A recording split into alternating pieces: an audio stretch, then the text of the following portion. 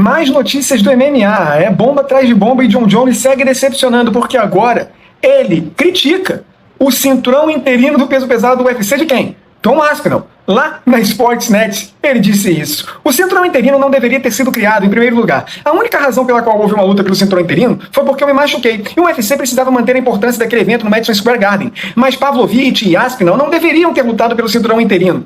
Eles deveriam ter feito apenas uma luta de substituição. A luta principal. Acho que fazer a luta pelo cinturão interino foi prematuro. Agora você tem um monte de pessoas confusas. Quando você tem um campeão dominante que está por aí há tanto tempo como eu, não havia razão para colocar um cinturão interino nos pesados. Essa é a repercussão daquele evento no Madison Square Garden do ano passado.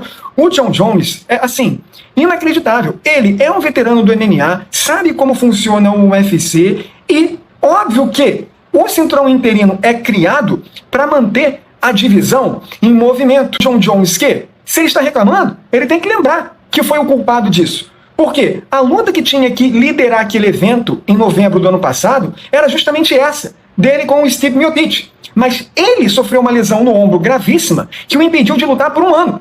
E aí o UFC, para dar peso ao evento e botar a divisão em andamento, no topo, já que ela perdeu a luta principal de duas lendas, botou o cinturão interino em jogo. E aí o Tom Aspinall fez o que fez. Mesmo sem um camp completo, detonou o Sergei Pavlovich em 1 minuto e pouquinho. E aí desde então, criou-se essa novela. Jon Jones campeão linear e Tom Aspinall campeão interino. Por que será que o Jon Jones está criticando esse cinturão interino? Eu tenho a resposta.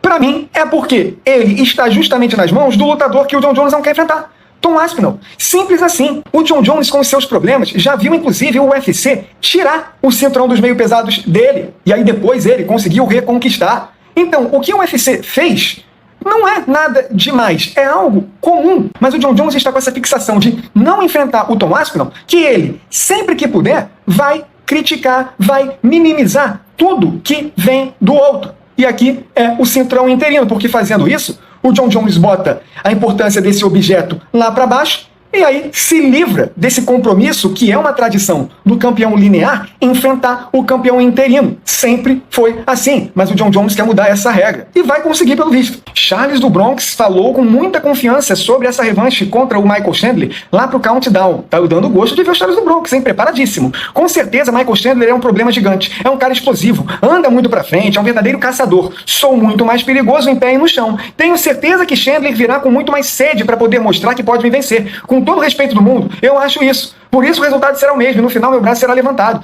Acho que tenho muito mais armas do que Chandler para poder vencer. Com certeza, meu braço será levantado, minha mão pode entrar, posso conectar os golpes e sair com a vitória. Aqui você vê inclusive que o Charles do Bronx quer repetir o que fez na primeira luta. Nocautear o Michael Chandler. Ele já conseguiu uma vez, então ele sente que dá de novo. Até porque o Michael Chandler, é como o Charles do Bronx falou, é um caçador muito explosivo. Ele não se importa muito com a defesa. E o queixo do Michael Chandler, a gente já viu que não é dos mais confiáveis. Em toda a luta, praticamente, ele sofre um knockdown. Ele é muito poderoso e explosivo. Mas ele tem sim essa deficiência. E o Charles do Bronx, com seu volume de golpes, a sua marcha no octógono, ritmo, pressão e poder, ele pode novamente tirar proveito disso. O Charles do Bronx hoje, ele está com uma ideia de ser até mais striker do que grappler, porque a gente não pode esquecer que o Charles do Bronx é o maior finalizador da história do UFC. Então ele também tem essa possibilidade de, naquela confusão, ir para o chão e até mesmo de costas para o chão, complicar a vida do Michael Chandler, porque ele é muito ativo.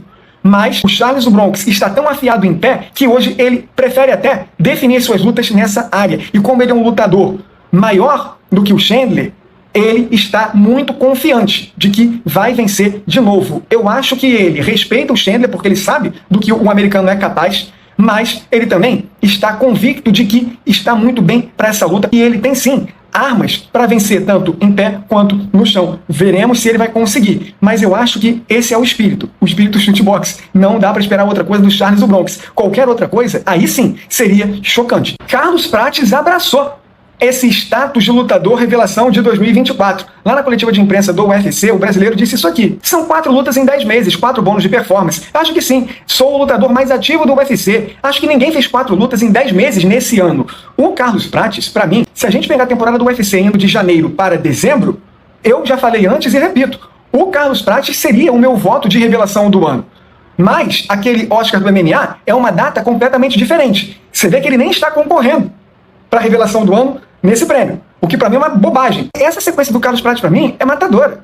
Um lutador que chegou como promessa, a gente não sabia o que esperar tanto dele no UFC, impressionou na estreia, na segunda luta, na terceira e na quarta. Venceu todas por nocaute, ganhou bônus de performance em todas e merecidamente agora está no ranking dos meio médios. Ele é o 13º colocado. Sensacional para mim, ele é sim o lutador revelação do ano. Pode entregar esse prêmio, mesmo que simbólico. Jon Jones sempre foi um lutador muito confiante e, obviamente, está esbanjando confiança para essa luta contra o Stipe Miocic. Não seria diferente. Lá para a ESPN, olha essa fala. Acredito que na minha próxima luta vocês vão poder ver há quantos anos estou no MMA. Acredito que no UFC 309 vocês verão a versão mais completa de mim que vocês já viram. Quero ter um nível de performance de Madison Square Garden. É por isso que estou fazendo todas as coisas certas e levando essa luta incrivelmente a sério. Aí ferrou para o Stipe Miocic. Porque o Jon Jones, minimamente interessado numa luta, já seria um adversário tremendamente difícil de ser vencido. Se ele está com tanto apetite, levando tão a sério esse desafio, que é sim importante, querendo ou não, porque o Stipe Miocic é, para muitos, o maior pesado de todos os tempos do MMA, olha como esse lutador se preparou. Aqui, o Jon Jones passa muita confiança. Ele está disposto a não só vencer, como dar show. E um show para justificar toda essa experiência que o Jon Jones acumulou ao longo dos anos. Ele é um lutador estudioso. Ele sempre busca evoluir. Você pode ver que, mesmo já sendo uma lenda do MMA, ele procura treinos com Gable Stevenson, medalhista de ouro olímpico no wrestling. Gordon Ryan, lenda já do jiu-jitsu, do grappling. Foi procurar também treinos com um boxeador de nível mundial. E agora, ele, com isso tudo já feito, dá esse tipo de declaração. Um Jon Jones que a gente nunca viu. Olha isso. Esse é o tipo de declaração que você vê que entornou o caldo para o Stipe Miocic. Veremos se o Miocic vai conseguir aguentar. Esse Jon Jones aqui, olha, vem com tudo. O UFC anunciou que vai fazer um evento em março lá na Inglaterra e, obviamente, o Renato Moicano, sempre muito atento, já se pronunciou. Em suas redes sociais, brasileiro escreveu isso aqui. Luta principal do UFC Londres, Moicano versus Paddy Pimblett. O que vocês acham? O Moicano é esse tipo de lutador oportunista. Ele não desperdiça uma chance de aparecer. E está certíssimo. Se o UFC anunciou isso, minutos depois, ele já está se colocando à disposição da companhia para liderar esse show. E ele até tem já uma experiência interessante, porque na última luta, o Moicano foi lá para a França liderar o UFC Paris e venceu o Benoit Saint-Denis. Agora, ele quer novamente essa posição de lutar em território hostil, liderando um card contra Paddy Pimblett, que é uma estrela do MMA e um dos melhores lutadores da Inglaterra.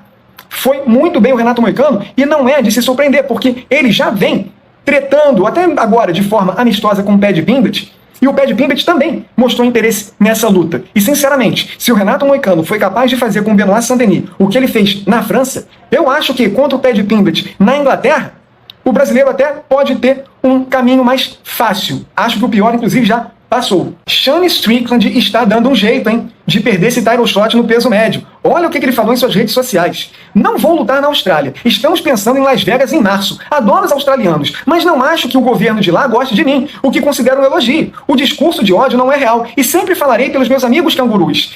É liberdade. O Sean Strickland, ele não se emenda. É um lutador que paga de bad boy nas redes sociais, mas ele é uma tremenda diva também.